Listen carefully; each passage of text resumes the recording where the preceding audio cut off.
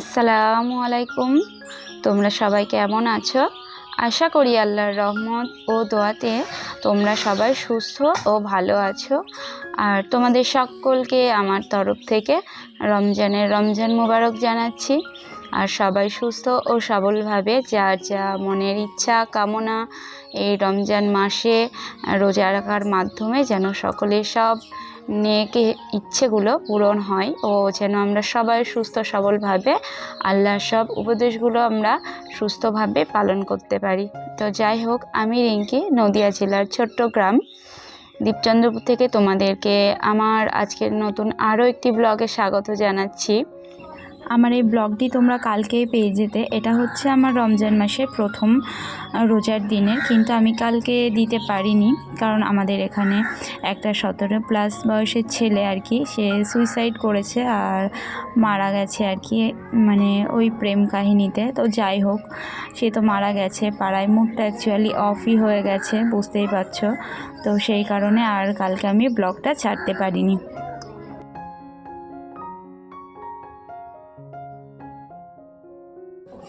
তো আল্লাহ তাআলার কাছে চাইবো যে যাই করেছে জীবনে, এই এতটুকু জীবনে যতটুকুই পাপ করেছে তার থেকে যেন আল্লাহ তাআলা মুক্তি দেয় এবং ওই ছেলেটাকে বেহেশতবাসী করে।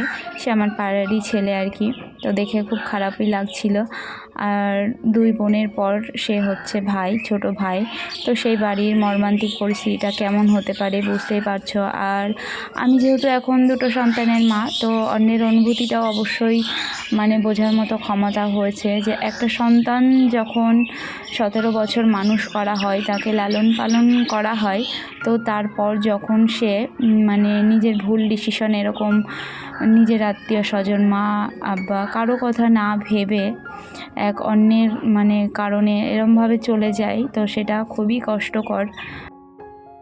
আর এখানে মেয়ে না চাইলেও মেয়ের জন্য একটু চা দিতে হবে, কারণ সন্তুষ্টর কারণে ও খায় না, কিন্তু ঝামেলা করবে ওই কারণেই দেওয়া। আমার যে সকল বন্ধুরা এখনও অবধি আমার ভিডিওটির সঙ্গে রয়েছে, প্লিজ একটা লাইক দিও আর পুরো ভিডিওটির সঙ্গে থেকে আমার পাশে থেকো।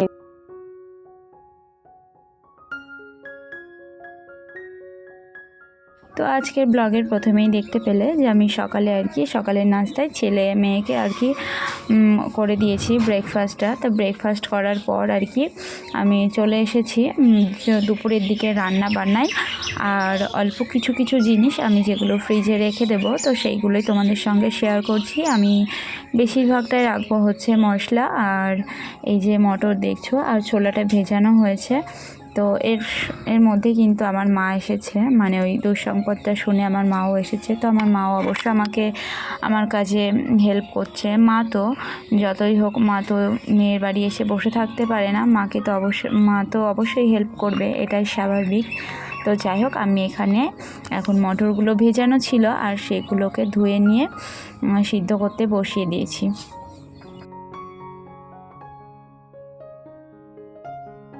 আমরা সকলেই চাইব আল্লাহর কাছে যে এই ছোট কাজগুলো যে আমরা করে রাখছি শুধু রেস্টের কারণে না, যেন এই কাজগুলো যাতে আগিয়ে রাখছি, তার পাশাপাশি যাতে আমরা আল্লাহর ইবাদত করতে পারি, একটু সময় বার করতে পারি, সেই কারণেই যদিও করা। তো সেগুলো যেন আমরা সবাই সফলভাবে করতে পারি। আর যার কপালে এই রমজান মাস আছে আর কি, তো এর দ্বারাই আমরা বেশি করে ইস্তেগফার পড়তে পারি, আর তার মাধ্যমে আমরা অনেক আর কি নেকি পাবো। আগের বার যে সুযোগগুলো পাইনি বা ঘাটতিগুলো রয়ে গেছে, সেগুলো যেন আমরা এই রমজানের মাধ্যমে তুলে নিতে পারি। তো আমার সঙ্গে তোমরা যারা একমত তারা অবশ্যই কমেন্ট করে জানিও। আর আমার ভিডিওটার সঙ্গে যারা এখনও আছো, প্লিজ একটা লাইক দিও, কারণ তোমাদের একটা করে লাইক আমার এই ভিডিওটাকে আরও অনেকের কাছে পৌঁছে দিতে সাহায্য করবে, আর আমার স্বপ্নটাকে একটু করে পূরণ হতে সাহায্য করবে।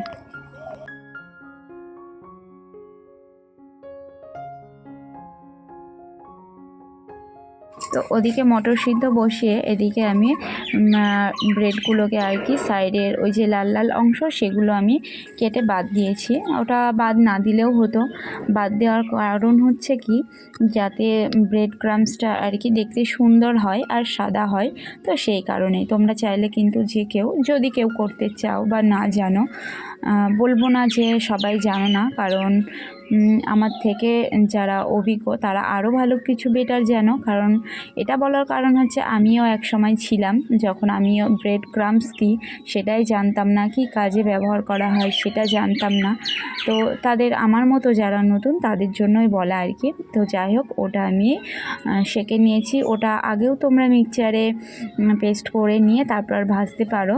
তো আমি আগে ওটাকে একটু মানে শক্ত শক্ত গরম করে লালচে হালকা একটা কালার আসলে ওটাকে বন্ধ করে দিয়ে ঠান্ডা করে আমি আর কি মিক্সচারে মিক্স করে রেখে দিলাম।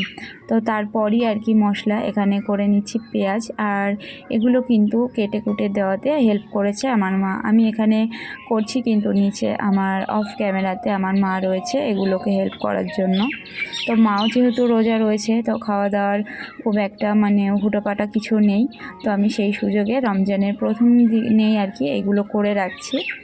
আর আমি আগে কেন করিনি, কারণ আমার মানে আমার বাড়ির লোক বা আমার বর স্টোরেজ জিনিস খেতে পছন্দ করে না, বলে এই তো অল্প অল্প লাগে, তো সেটা টাটকায় খাওয়াই বেটার। তো ও পছন্দ করে না, আর ম্যাক্সিমাম দিন ওর মসজিদেই আর কি ইফতারি হয়ে যায়। তো পড়ে থাকি আমি একা। আর আমি রোজা করলে কি হয়, আমি বেশি বেশি কিছু বলতে আমি ফল টল এগুলো খেতেই পারি না। মনে হয় যে ঝাল ঝাল কিছু একটা খাবো আর পেটটা ভরে পানি খাবো, তো এই দিয়ে ইফতারি হয়ে যাবে। তো মন তো বোঝে না, সেই সামনে আর কি সন্তুষ্টির কারণে অনেক কিছুই জোগাড় করা হয়। তো আমার এই রমজানের ইফতার নিয়ে খুব একটা চাপ থাকে না, যেহেতু বর ঠিক মতো খাইই না, থাকি আমি একা। তো যাই হোক, তার মধ্যে দিয়েও যতটুকু আমি আর কি স্টোরেজ করছি সেগুলোই তোমাদের সঙ্গে শেয়ার করছি। ওখানে তোমরা দেখতে পেলে আমি কী স্টোরেজ করে নিলাম। আর আনা হয়েছে কিছু ফল, তো সেগুলো ধুয়ে একটু রেখে দেবো। তো এই কাজগুলোর পাশাপাশি আমি এদিকে দুপুরে রান্নাটা বসিয়ে দিচ্ছি। দুপুরে রান্না বলতে খাওয়া হবে পরে, মানে ছেলে তো আছে খাবার জন্যই। তো রান্না তো আস্তে আস্তে হতে থাকুক, সেই কারণে আমি পাশাপাশি রান্নাটা বসিয়ে দিয়েছি। আর আজকে রান্নার মধ্যে থাকছে হচ্ছে মাংস। তা মাংসটা দিয়ে আলু হবে, আর হচ্ছে তার সঙ্গে আরেকটা কিছু করে নেব, তো সেটাও তোমরা দেখতে পাবে।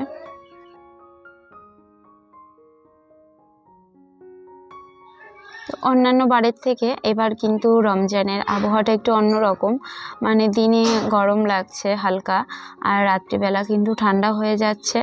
আর এর মধ্যে শরীরটা তো খারাপ হচ্ছেই। তো যাই হোক, আমার মনে হয় একটু কষ্ট কম, জানি না আগামীতে শেষ অবধি আল্লাহ এই আবহাওয়াটা বা ওয়েদারটা কেমন রাখবে সেটা জানি না। সবাই যেন সুস্থ সবলভাবে সব রোজাগুলো পালন করে নিতে পারে, আর যার যার মনের যা কিছু নেক আশা আছে সেগুলো যেন পূরণ হয়ে যায়। তো যাই হোক, এই যে আমি সমস্ত মশলা দিয়ে কষিয়ে নিচ্ছি মাংস আলুটাকে। আর হ্যাঁ, মাংসের মধ্যে আলু দেওয়ার কারণটা হচ্ছে এই আলুটা দিয়ে মুড়ি খাওয়া হবে, আর এই আলু দিয়ে মুড়ি খেতে খুব ভালোই লাগে। আর সারাদিন রোজা রাখার পর মিষ্টি জিনিস বা ফল এগুলো কিন্তু খেয়ে পোষায় না। তবে হ্যাঁ, অনেকেরই পোষায়, কারণ সবার খাওয়ার রুচি বা ইচ্ছে সমস্ত কিছু তো এক না। সেটা কে কী খায় সেটার জন্য আমি কাউকে খারাপ বলবো না, যার যেটা ভালো লাগে সে তো অবশ্যই সেটা খাবে।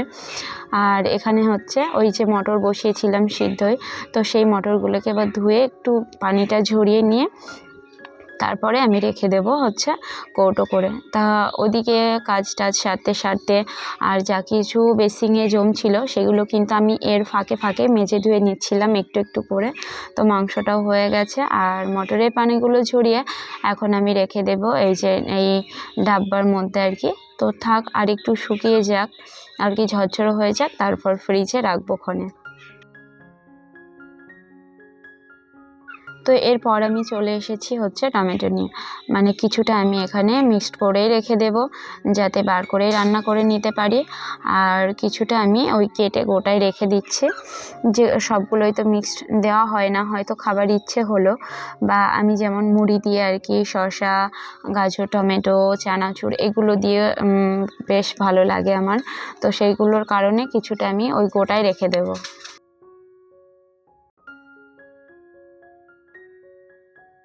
আর এখানে আমার মা অল্প কিছু জামা কাপড় ভেজানো ছিল, তো সেগুলো কেচে দিচ্ছে। মায়ের মন তো বোঝে না, মেয়ের বাড়ি যতই আসুক মেয়ে কাজ করবে আর মা পুরো বসে থাকবে, এটা কোনো মাই পারে না। তো সেরকম আমার মাও আর কি। আমি এর পাশাপাশি যদি আর কিছু আর কি ফ্রিজে রেখে দিই, তবে সেটা আজকেই সব করব না, কারণ একটু আগে পরে স্টোর করে রেখে দিলে আগে পরে একটা শেষ হয়ে যাবে আর কিছুটা থাকবে, তো সেটা আমার পক্ষে সুবিধাই হবে। ওই জন্য আজকে এর থেকে বেশি কিছু আর আমি রাখবো না।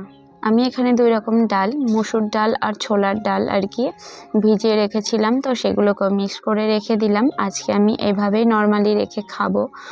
আর হচ্ছে তার থেকে কিছুটা 2 রকম ডাল বাটা আমি নিয়েছি, আর তাই দিয়ে বড়ি তুলেছি, সেটা রান্না হবে। তো মাংসের তরকারি আর এটা হবে, আর তার সঙ্গে ওইদিকে শাশুড়ি মা দিয়েছিলেন হচ্ছে কলাইয়ের ডাল। তো যাই হোক, এই দিয়ে মানে রেডি করেছি। আর এই যে ফ্রিজে এখন সবগুলো এবার ভরে দেব। তো আবহাওয়াটা এমন, মানে ঠান্ডা পানি দিয়ে যে শরবত খেতেই হবে সেরকমও না, আবার খুব মানে কেমন একটা ওয়েদার। তো যাই হোক, দিলাম 2 বোতল মতো। আর আমি ফ্রিজ চাইলে কিন্তু পানি রাখি না আমার ছেলে মেয়ের কারণে, ফ্রিজটাও আমি ঠিক মতো ইউজ করতে পারি না ওদের কারণেই। তো এই যে আমি সমস্ত কিছু রেখে দিয়েছি, সেইগুলোই বলছি যে আদা, পেঁয়াজ, এখানে মটর, এই দুটোই মিষ্টি রয়েছে, টমেটো রয়েছে, আর নিচে এই যে এখানে যা কিছু এই যে ফল এনেছে। আর তোমরা হয়তো ভাবতেই পারো এই অল্প কটা করে কেন দেখাচ্ছে। আমি তো আগেই বললাম যে আমার বাড়ির লোক একদমই অপছন্দ করে এরকম স্টোরেজ করে খেতে। ও বলে অল্প অল্প আনবো, সেটা টাটকা টাটকা খাবো, সেটাই বেটার। তো আমরা আমাদের সুবিধার জন্য আর কি এগুলোকে করে থাকি। তো যাই হোক, এভাবে আমি রেখে দেব। আর তারপর ছোলাটা অনেক লেটেই ভিজিয়েছিলাম, আর এখন হচ্ছে ইফতারের আগে আগে তো এই যে সিদ্ধে বসিয়ে দিয়েছি, আর এর থেকে কিছুটা নেব, নিয়ে একটু নুন ছোলা করব।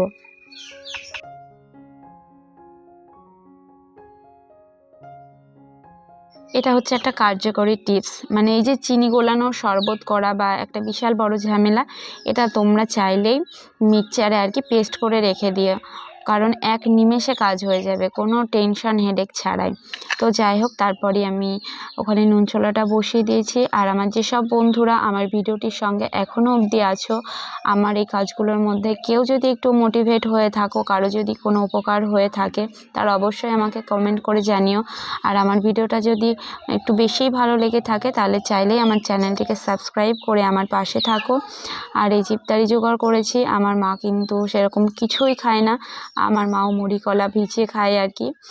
তো তবুও দিয়েছি সামনে, কিচ্ছু কিন্তু এর মধ্যে খাইনি। তো এই যে ছোলাগুলো এখন রাত হয়ে গেছে, শুকিয়ে নিয়ে রেখে দিচ্ছি।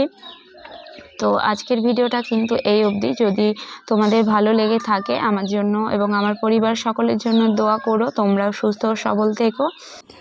আল্লাহ হাফিজ, আসসালামু আলাইকুম।